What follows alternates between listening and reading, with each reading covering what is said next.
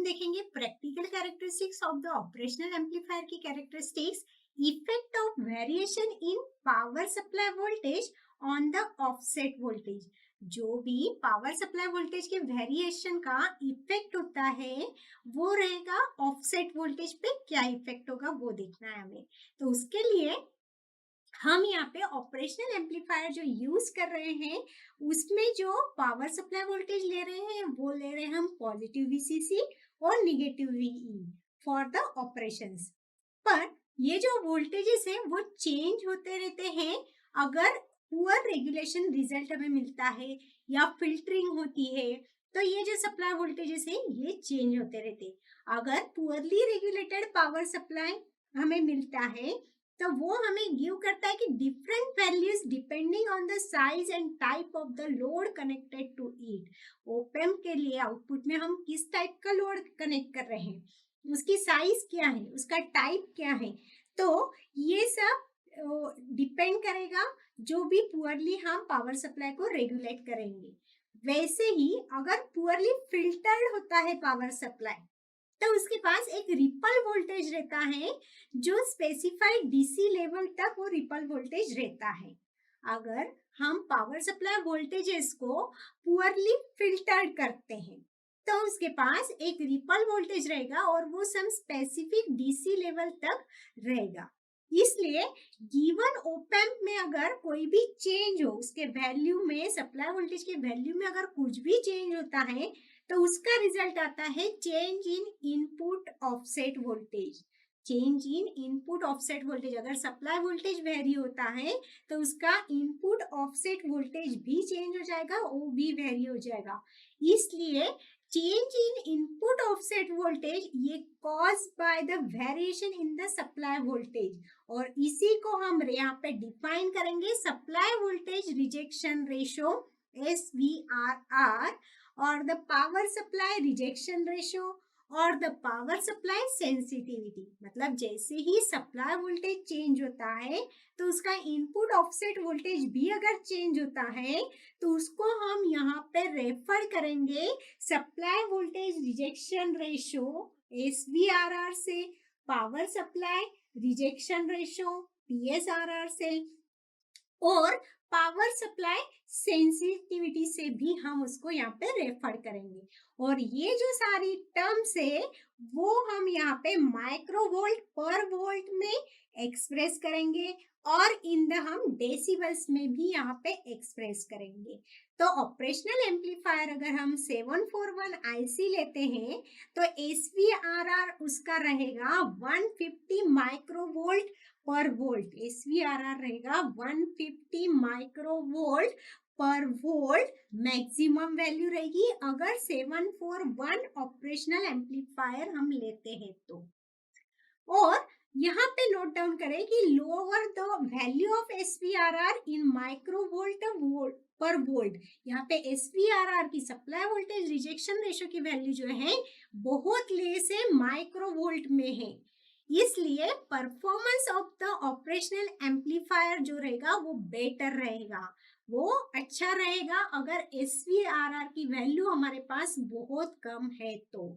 In fact, ideally the value of ACRR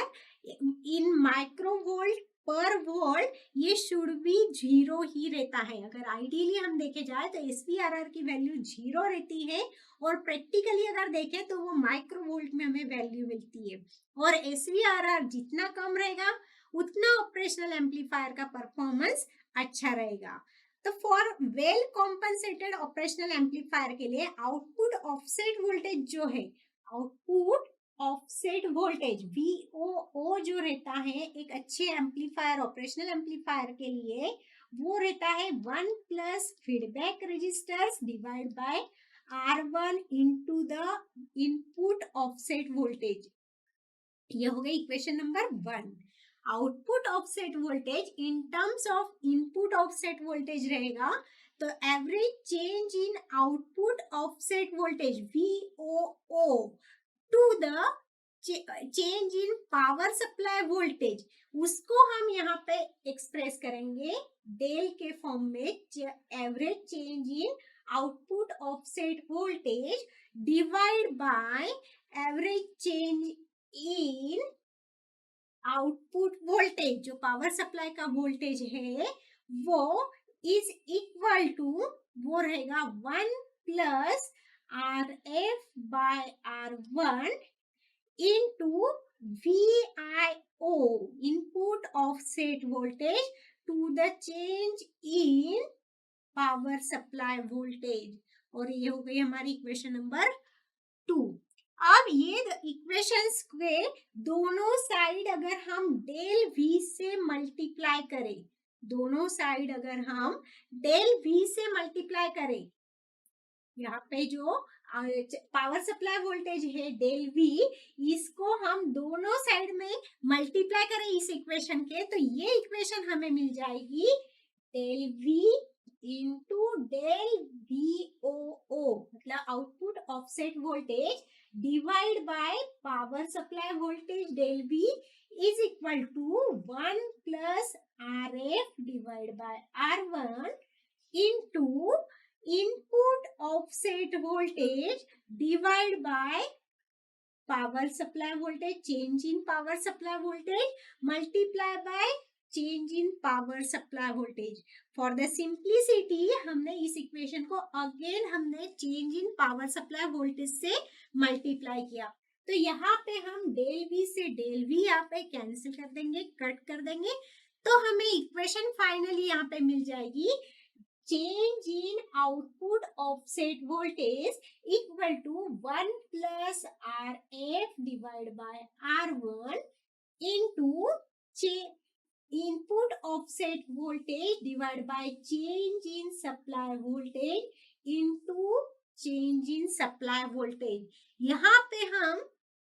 del V से del V cancel इसलिए नहीं कर रहे हैं कि